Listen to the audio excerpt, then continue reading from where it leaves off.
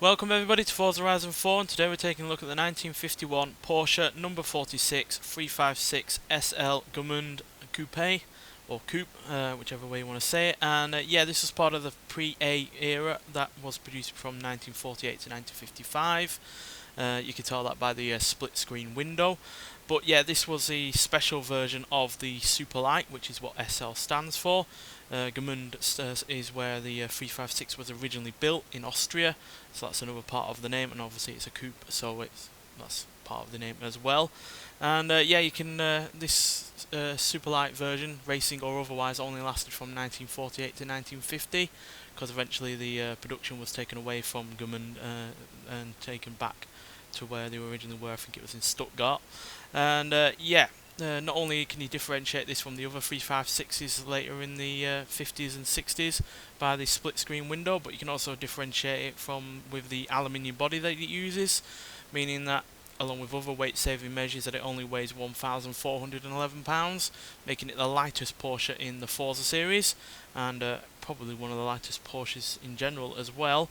And yeah, you can tell this is a race variant, not just from the fact it's got the numbers on it and the lockdown front lid there, but it's also got wheel covers to reduce drag, a larger fuel tank and different gear ratios, and yeah, that proved successful. As in 1951 it won at Le Mans in its class, so yeah, pretty successful car. And yeah, it did help, establish the 356 as a sports car for later versions. And yeah, I really do like it, to be honest. I like the look of it, and I like the prototype kind of feel of it, because as you can see, there is not much in the way of comforts in there whatsoever. Nothing in the rear there, as you can see. A racing seat for the driver, a normal passenger seat for the passenger, and not much else in here whatsoever. If you want to know an interesting fact, there was a company called Router that in part was made to build this, and eventually went to build on the 356 later in the years, but when they got bought out, I think they got bought out, but they essentially retained the seat design that you can see there and the driver, and renamed themselves Recaro. So I'm pretty sure I'm getting something a little bit mixed up there, yeah, but Recaro essentially came out of this car. So yeah, interesting fact for you there. And yeah, in the front you got your spare wheel. If you can let us have a look at it. So there's your spare wheel, there's your enlarged fuel tank to help with racing. And yeah, it was capable of doing pretty good in terms of racing. As I said, it came first place in its class at Le Mans, and that's because it had a pretty small engine, only a 1.1 litre flat 4 engine producing 46 horsepower and 60 pounds-feet of torque. So yeah, larger fuel tank, small engine, you're going to get plenty of miles per gallon on this car, especially since, as you can see, it's been aerodynamically tweaked to reduce the drag, which not only makes it more efficient, but also means it has a higher top speed than it would have done without those wheel guards. But yeah, it's nowhere near as quick as the 356A Speedster or the 1600 Super that we also have on this game. But yeah, it is nice to have another version of the 356, especially since this is obviously the beginnings of that car. And since the 356 A 1600 Super is one of my favourite Porsches, yeah, it is really nice to see the beginnings of this car.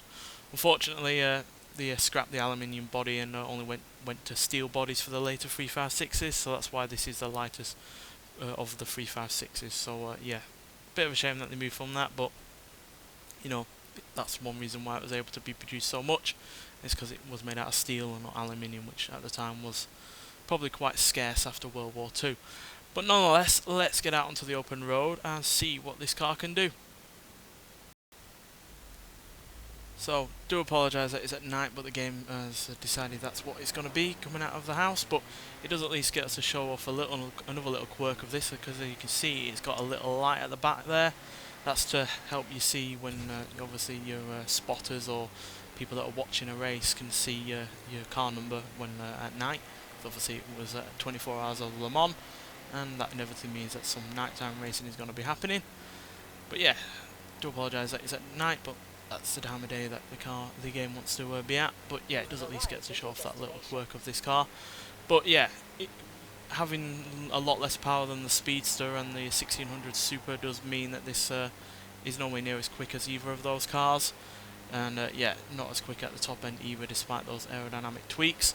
But it's still fairly decent, especially for a car from early 50s and only has 46 horsepower. 0 to 60 in 14.6 seconds, and it'll do 99 miles an hour. So fairly decent, and especially considering it's only got a 1.1 litre flat 4 engine. You try and find me an engine from that time as small as that has that kind of power, and I'll be amazed. But yeah, it was at least enough to win it in its class, the 1100cc class at Le Mans. And yeah, that means that this has a great deal of racing pedigree, and gives the other 356s even more racing pedigree, because I never knew that they raced them, to be honest. And I had never heard of this car before it was released on this game via the festival playlist. You only have to do one championship, which has 3 races in it, to get this car. And yeah, if you're interested in Porsche, if you're interested in German racing cars, or classic cars in general, then yeah, it's worthwhile getting. But I would recommend driving it in manual, because as you can see, we're kind of struggling to progress. But I drive in automatic because I'm concentrating on driving and talking at the same time. But yeah, it would probably be a better fit, this car, on Forza Motorsport game, because obviously it is a racing car, and it would be nice to drive it at Le Mans, just for the hell of it.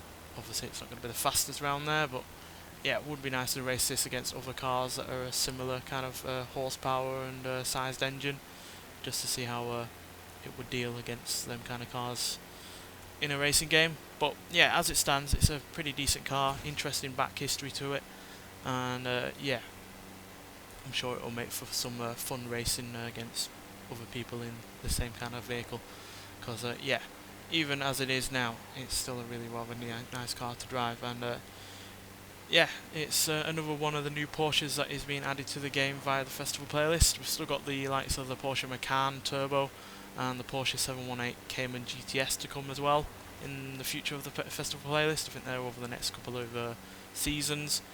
But yeah, I really do like this, and yeah, hopefully it gives me hope that we're going to get more classics in the future, really, because I very much doubt that this car is an easy car to find. It's probably in a museum or something, that's why they've been able to do it at all. But yeah, only around 50 of these were ever made, so yeah, incredibly rare car, but an interesting one nonetheless. And yeah, did start Porsche off with their racing pedigree, because yeah, Porsche have dominated racing for several decades, and yeah, this was pretty much the start of it. Nonetheless, thanks for watching, and I'll see you in the next one. Bye.